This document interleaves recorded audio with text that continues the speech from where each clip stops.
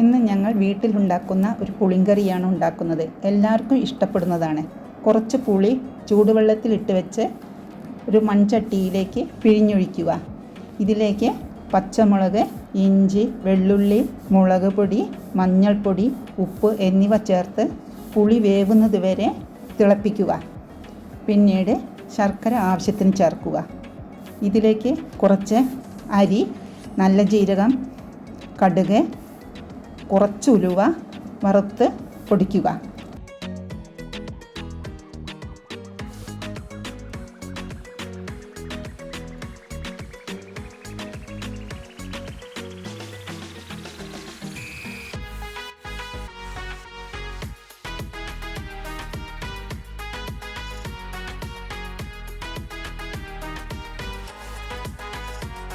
കൂടാതെ കറുത്ത എള്ള് കുറച്ചധികം ചേർത്ത് വറുത്ത് പൊടിക്കുക.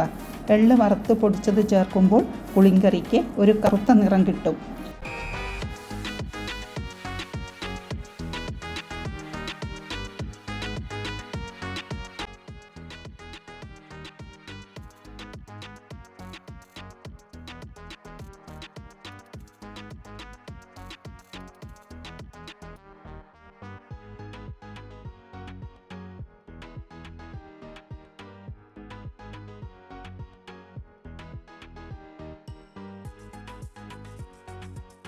കടുക്, വറ്റൽമുളക്, കറിവേപ്പില വറുത്തിടുക.